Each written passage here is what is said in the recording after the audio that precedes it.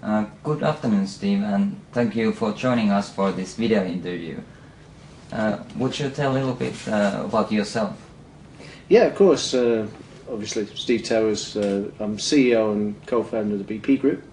We're a not-for-profit global community.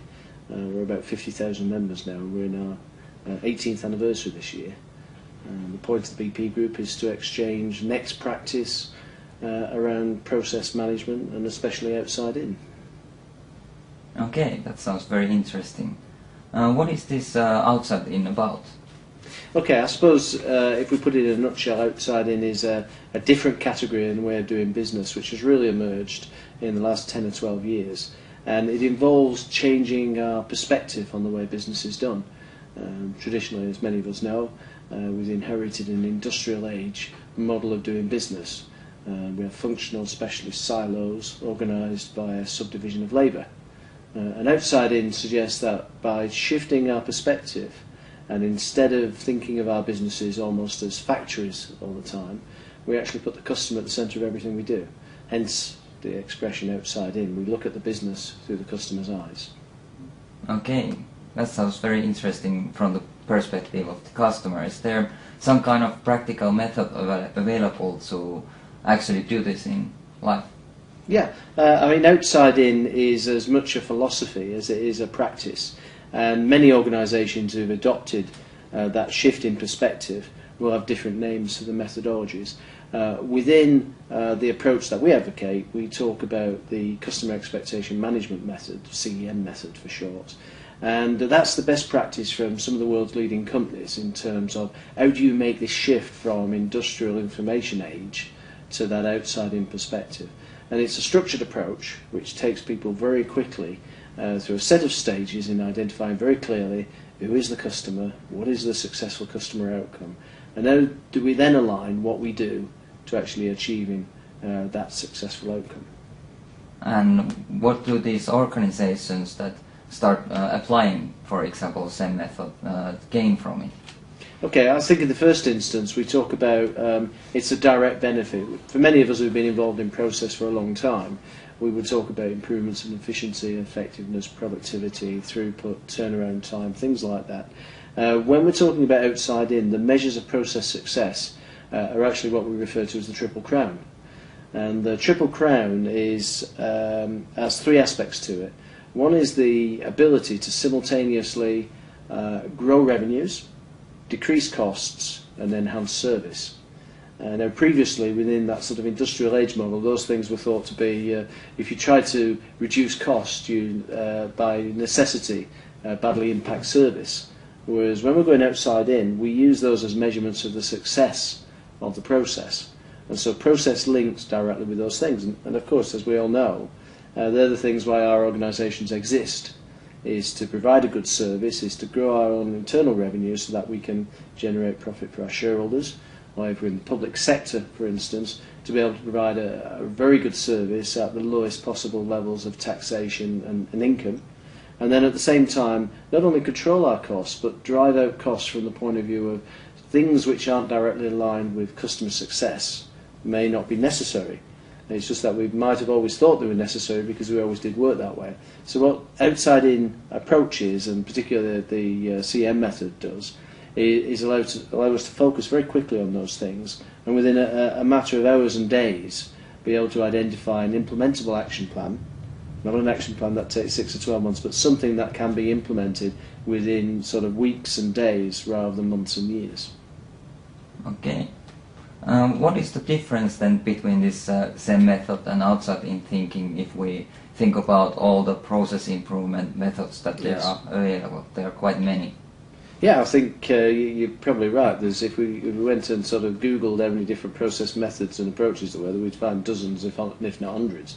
I think with outside in, we can easily distill the difference insofar as the previous methods talked and viewed the organisation almost as if everything's a factory. So we're organised into functional specialist silos. And it was Adam Smith back in 1776 wrote a book, The Wealth of Nations, and he described the phenomenon of subdivision of labour.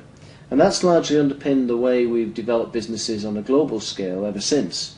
It's just that in the 21st century we find ourselves in a completely different place, We find ourselves with customers who are very choosy, rebellious, promiscuous in their choice of product and service. They vote with their feet if they have a poor experience. They want the very best at the lowest cost.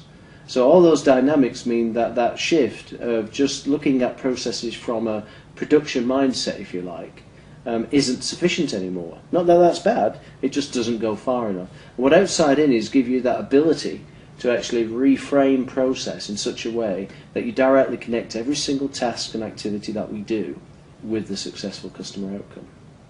I understand. Do you have some kind of example of organization that has been using this approach and been successful in it? Okay, on a global scale, and we talk a lot about these organisations in the book, but if I think about particular sectors, and a very dynamic sector, say retail fashion, and one of the world's leaders in this space now is a company called Zara from Spain.